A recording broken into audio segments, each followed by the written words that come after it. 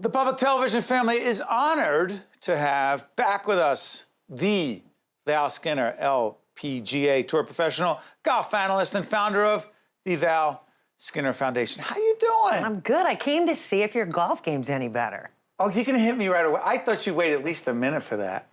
Do you know you played in the very first event we hosted to support the foundation? I did.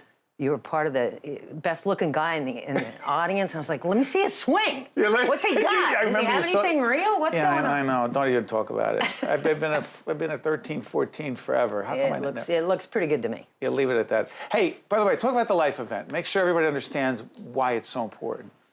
Life is LPGA pros in the fight to eradicate breast cancer. I founded it in 2000. We're on our 18th. Can't believe it. A lot of money raised at this point. We're from the event itself, we're at about 11 million. But beyond that, we've raised money for a couple of additional events that we do and different things that we've gotten into over the years. But it's the best women golfers in the world gathered here, coming right off the ShopRite Classic. And it's been really successful and healthy, and we have a number of programs to tell you about, but it's really, you know, Life came out of our dear friend, Heather Farr, who That's right. We lost at 28, misdiagnosed at 24, and I launched a national campaign for young women because she asked me to. And I didn't know how to do it, but I came up with the name and then, you know, just tried to find good life partners and corporate sponsorship to help us raise money and get to that point. And the professional golfers continue to be committed. They do. Because? I think because, you know, once we started to tell this story, they really understood that, A, they have a platform. They can make a difference. They can speak to people that, you know, in an unusual way that a lot of people can't reach that many people. And I think also they were young women and they were athletic and, you know, all of them are athletic, and Heather was athletic and smart and a rising star and on her way, and this hit her, and she had no idea to think that it was real at that point. And that was in 1989 when she was diagnosed, and we lost her in 93. And I think the history and the story as it follows took me a long time to convince anyone to do a Young Women's Initiative, because it wasn't the you know, the actual age group that was as impacted. But now I think we've changed the message on the street, and I think the players that come and play for me feel a part of that and feel committed to that, and they see that it could be them. And the money that is raised is going to such important things. Talk about specifically the research, the work, the impact. Well, the Cancer Institute of New Jersey, I actually had a scare of my own. I was fine, but I went there and came to understand the meaning of a National Comprehensive Designated Cancer Center. And when I did, I thought this would be a good partner for us, you know, in this mission. And I had raised money, you know, on Heather's behalf prior to, but there wasn't the right family yet. We hadn't figured out the right path yet. And we did some good things, but the Cancer Institute provided the clinical background for us that was needed for young women and women at high risk. And then Komen was the LPGA's national charity at the time, Susan G. Komen, and for the cure. And so I went to them and said, I want to do this. I'll get the money, I'll get the funding if you'll do a strategic plan and help us reach young women. And we built a program called Komen on the Go out of that strategic plan. And Komen on the Go, by the time we were done, total audience was 24 million. Wow. It traveled across college campuses around the country for about 8 years. And that was fabulous, fantastic. It did what it was meant to do in terms of educating young women, changing the message on the street. And our life partners just hung with us. And then we sort of evolved into the new programs that we have now. I tell you, there's, what is it? It's called BioConnect, yeah.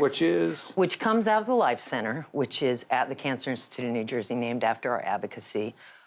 We funded a fellowship to create something in the high school setting to educate the youth around breast cancer, age appropriate. And the School of Public Health at Rutgers and now Rutgers Cancer Institute of New Jersey partnered with us, and we continued to fund it, and we built it out throughout New Jersey, built the metrics for the program. And really what it is, Steve, it's cancer genetics in a classroom setting on breast cancer using STEM, you know, science and biology, literacy, as well as technology at the time.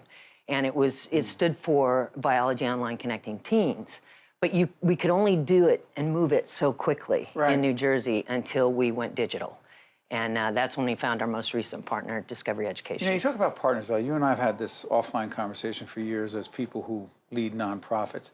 You can't do it without partners. You can't do it without corporate support. And the ShopRite Wakefern family has been, I mean, they're supporters of public broadcasting. They're supporters of this initiative. But the ShopRite Classic, talk about that connection and coming off at the golf event and then coming off it into the life event. Make that connection so people really understand it.